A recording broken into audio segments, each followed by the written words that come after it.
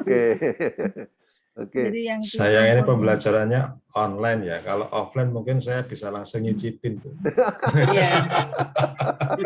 Setuju Mas Adwin. Nanti kalau sudah memungkinkan kita bikin online. Tapi gampang kok bisa bisa layanin pesanan Gojek kan ya Mbak Bu Foni ya? Ya harus Bisa. langsung ada pemberitahuan terlebih dahulu, paling enggak minimal 1 hari sebelumnya. Kalau banyak, kalau sedikit-sedikit yang ngikutin jadwal yang biasanya kan saya pusing. ada hari ini ada bikin ini, siapa yang mau ikut gitu. Oke, terima kasih sharingnya Bu Foni. Jadi dari sekedar nama saja sudah banyak asosiasinya.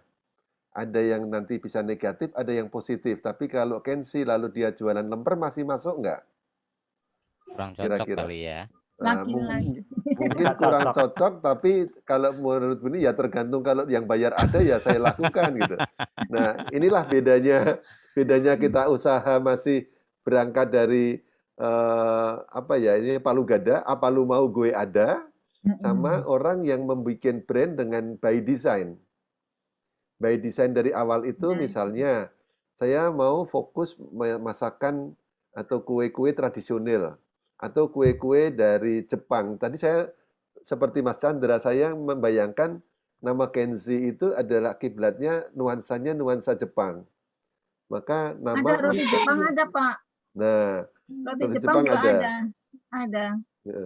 Jadi ada roti Jepang, ada roti Western, ada macam-macam. Ya, makanya saya bilang tadi pelanggan. apa lu mau gue ada gitu kan, belum fokus ke satu tertentu. Belum. Nah, bisa jadi kalau kita nanti punya flagship brand atau punya yang juara, itu yang mungkin bisa diangkat.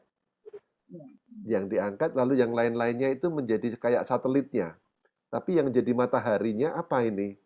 Produk yang menjadi magnet utamanya apa? Nah, itu mungkin bisa dibangun dari nama brandnya dan juga nanti mungkin desainnya. Karena sekarang kan belum punya merek. Nah, nanti kalau sudah punya visual brand identity, artinya ada visualisasi, mungkin yang diangkat ke situ adalah roti yang paling atau kue yang paling juaranya. Kayak jadi lokomotifnya lah gitu. Sedangkan yang lain-lainnya jadi tambahan. Tapi itu sorry, ini baru pembukaan ya. Pembukaan bagaimana memilih nama itu juga sangat penting. Tapi nama saja belum cukup. Nama itu nanti harus dicarikan bentuk visualnya. Kalau boleh saya izin sapa dulu, di sini ada juga Pawon Solo, Bu Monik, dan Pawon Solo usaha kami makanan box. Oke. Lalu ada Mbak Rista makanan ayam panggor. Oh, baru dengar saya ini. Iya Pak, ayam panggor itu baru merintis. Sebetulnya usaha core bisnisnya itu interior Pak, karena kebetulan saya dari Pika. Jadi saya interior furniture. Tapi karena kebetulan nih pandemi proyek sepi, kita bikin diversifikasi usaha. Jadi kita mau masuk ke makanan. Di samping itu kita juga mau mempersiapkan masa pensiun Pak. Jadi dengan masa pensiun itu kita siapkan dari sekarang untuk kedepannya. Karena proyek itu perlu energi yang cukup besar. Ayam panggor ini memang kita angkat sebagai ikon karena kita punya spesifikasi rasa yang unik sekali. Jadi kemarin respon customer sangat bagus, repeat ordernya banyak. Jangan kita baru launching sekitar 2 minggu atau sebulan yang lalu. Wow.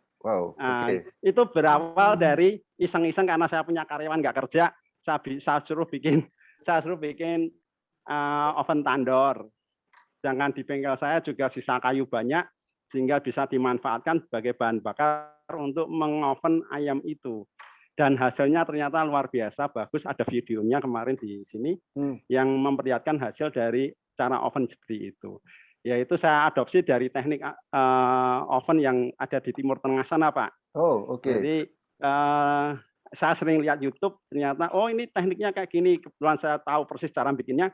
Saya bikin tandornya dengan teknik itu, akhirnya ternyata hasilnya luar biasa dan dirasakan ternyata banyak yang suka. Jadi ini lagi mulai Pak.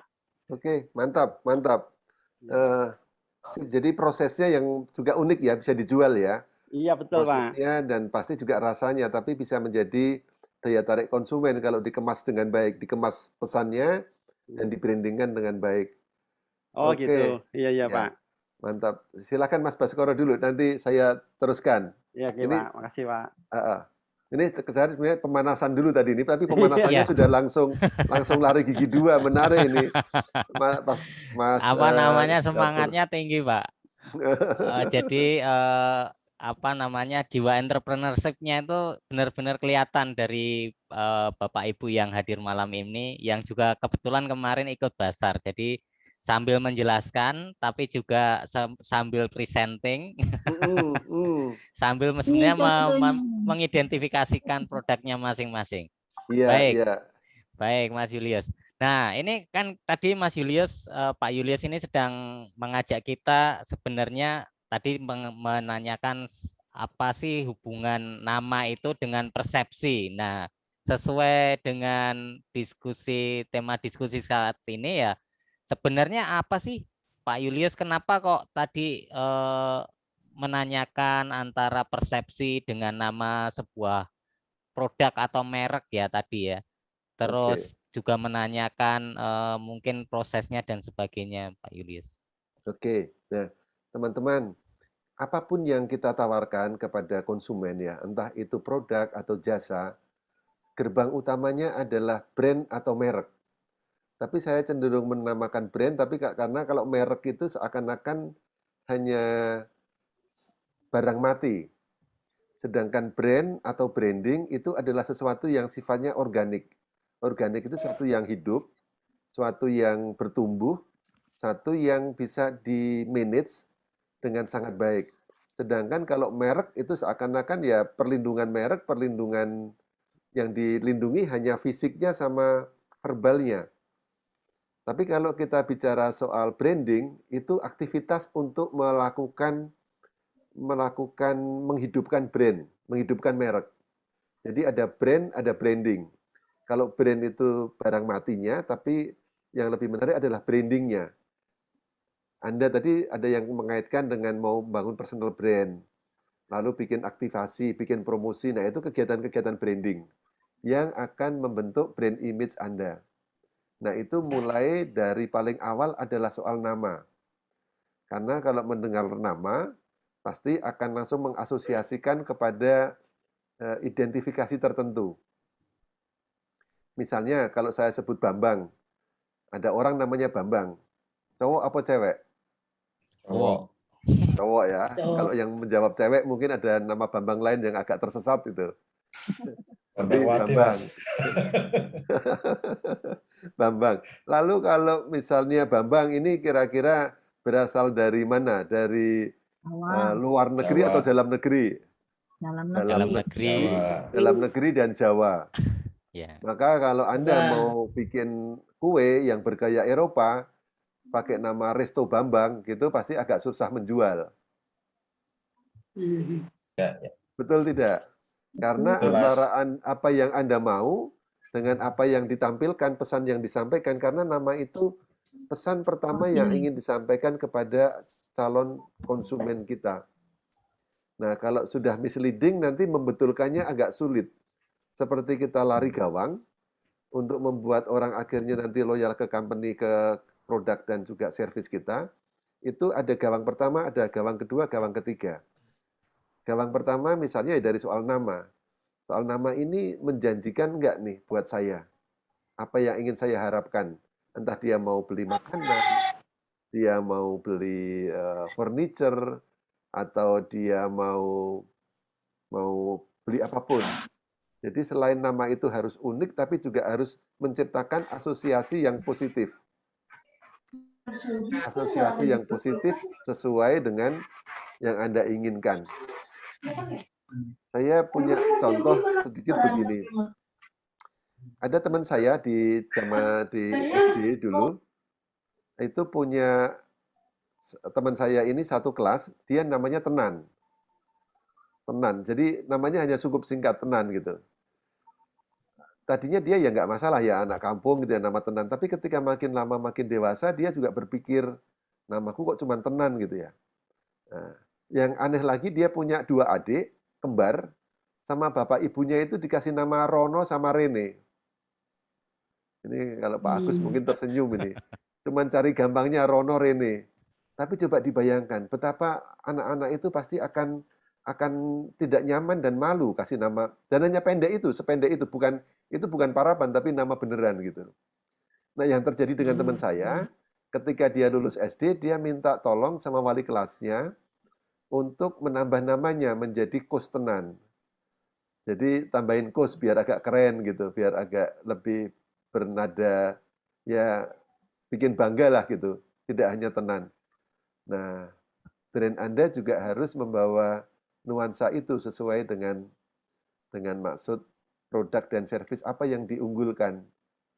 Kurang lebih seperti itu Mas Baskoro, hubungan antara nama dengan asosiasi. Kalau saya dulu di asrama, kebetulan orang kampung, orang desa gitu ya, teman-teman asrama pada pakai sepatu bermerek, pada pakai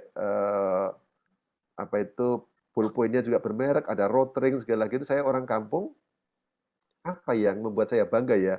Uang saku juga terbatas. Akhirnya waktu itu karena soal identifikasi ya. Di asrama kurang lebih ada 90 orang itu kita hidupnya kalau mau mandi itu mau mandi itu pakai gayung yang ditaruh di rak-rak gitu. Mungkin beberapa teman akrab familiar. Yang lain-lainnya pakai pasta gigi yang serba den gitu, ada Ciptaden, ada Pepsodent. Saya beda sendiri. Saya pakai pasta gigi Darky. Kalau pernah dengar ya. Dari namanya saja saya sudah bilang, oh keren nih, laki-laki banget gitu. Dan desainnya juga menarik. Warna hijau, ada orang kulit hitam, tersenyum lebar, giginya putih. Yeah. Kontras gitu. Buat saya, ini gue banget nih, nggak sama dengan yang lain. Nah, soal brand itu juga soal identifikasi beda dengan yang lain. Tapi suatu ketika, saya sudah pakai kurang lebih waktu itu 1,5 tahun, tiba-tiba Darky hilang. Berubah nama jadi Darly. Yeah. Nah, kira-kira dari yang laki-laki terus berubah jadi, kalau Darly lebih cowok atau cewek? Darly. Cewek ya. Nah, yang tadinya saya bondingnya itu percaya ke dia Darky karena laki-laki dan maskulin, terus berubah jadi Darly. Saya langsung nggak mau pakai itu. Padahal saya belum belajar soal branding. Rasanya pun sama, harganya pun sama dengan sebelumnya. Tapi betapa nama itu membuat kita kadang jadi ilfeel, jadi nggak gue banget. Nah, itu salah satu the power of naming. Soal nama, baru namanya doang nih. Padahal belum soal unsur font, belum unsur warna, dan lain sebagainya. Tapi dari nama saja harus hati-hati kalau memilih nama, karena Anda sudah bangun capek-capek, biaya mahal, kok namanya kurang mendukung produk saya ya, gitu. Kurang lebih gitu Mas Baskoro. Ya, baik. Jadi mungkin ini sebagai saya nanti mau dikoreksi Mas Julius. Jadi kalau saya bikin soto Kudus, tapi soto Kudus Albert gitu, itu menjadi kurang cocok. Ini benar orang Kudus apa bukan gitu ya? Nah, Tapi kalau sotonya Kudus, namanya soto Kudus Pak No gitu ya, ya memang sesuai. Sering kedengaran orang Kudus namanya Pak No gitu ya. Tapi kalau soto Kudusnya Albert gitu jadi aneh gitu. Ini beneran dari Kudus apa dari mana gitu ya? Kurang lebih begitu tadi ya gambarannya ya Mas Julius. betul, bener banget Mas Baskoro.